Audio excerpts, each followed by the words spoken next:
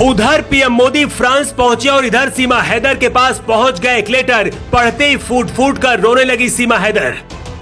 सीमा भाभी को आप समझते रहे जासूस, उससे बड़ा खिलाड़ी निकला प्रेमी सचिन। अब खुद अमित शाह लेंगे बड़ा फैसला। आधी रात बॉर्डर को उस पार भेजने का था प्लान, तभी सीमा हैदर ने दिखाया अपना असली रूप। देखकर मच गया हड़कंप।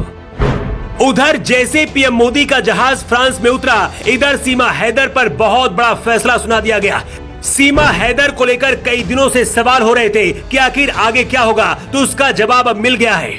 इसके साथ ही प्रेमी सचिन को लेकर जो हम आपको बताने जा रहे हैं, जानकर आप हिल जाएंगे और यकीन नहीं होगा आपको कि आखिर भोली सी सूरत वाला सचिन इतना बड़ा खिलाड़ी कैसे निकला। पीएम मोदी ऐसे वक्त में फ्रांस गए हैं जब वहां पर हिंसा हो रही है। भारत की सेना ने फ्रांस में भी मोर्चा संभाल लिया है और आतंकियों को खत्म करना शुरू कर दिया है, लेकिन उससे भी बड़ा खतरा अब पाकिस्तान से सीमा हैदर की वजह से आने वाला है।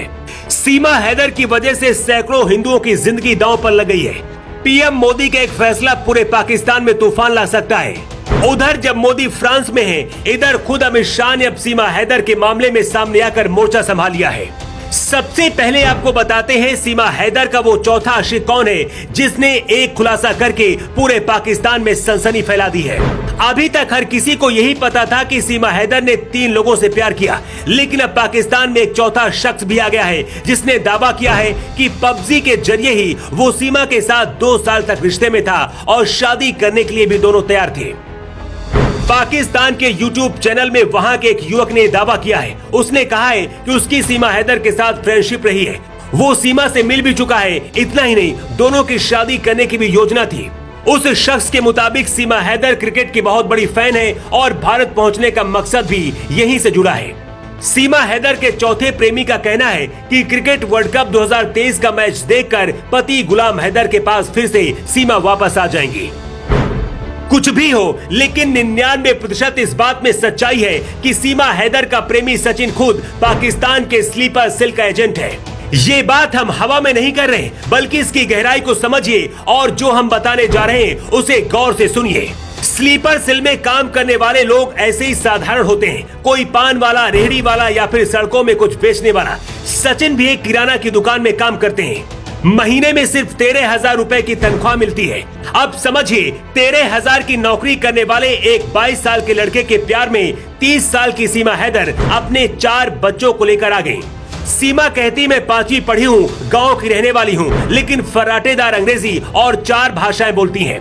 सीमा हैदर का हर इंटरव्यू उठाकर देखिए, सचिन ऐसा दिखता है जैसे वो किसी के दबाव में काम कर रहा है। ऐसा भी हो सकता है कि पाकिस्तान की खुफिया एजेंसी ने सचिन और उसके परिवार को किसी बात को लेकर ब्लैकमेल कर लिया हो। इससे पहले भी ऐसा होता रहा है। हम इमोशनल होकर इसे प्यार का नाम दे सकते हैं, लेकिन ये एक सोची समझी साजिश हो सकती है। इसीलिए भारत की भलाई के लिए जितना जल्दी हो सके सीमा हैदर को बॉर्डर से पाकिस्तान भेज देना चाहिए। सीमा हैदर से कितना बड़ा खतरा इसे इस बात से समझिए कि पाकिस्तान में आतंकियों ने खुलेआम धमकी दे दी है कि अगर सीमा को वापस नहीं भेजा गया तो पाकिस्तान के हिंदुओं पर अत्याचार किया जाएगा और मंदिरों में हमला किया जाएगा। एक सीमा हैदर के लिए क्या हजारों हिंदुओं की जिंदगी दांव पर लगाई जा सकती है? सीमा हैदर ने खुद को पूरी तरह से हिंदू की तरह बदल लिया है, खुद को ठकुराइन बता रही है। ये प्यार हो सकता है, लेकिन इतना बड़ा रिस्क क्या लिया जा सकता है? पाकिस्तान से चिट्ठियां भेजी जा रही हैं कि अगर सीमा को वापस नहीं भेजा गया तो भारत में 26/11 जैसे हमला हो सकता है। सूत्र बताते हैं कि सीमा हैदर को लेकर फाइनल रिपोर्ट गृह मंत्रालय तक पहुंच गई है।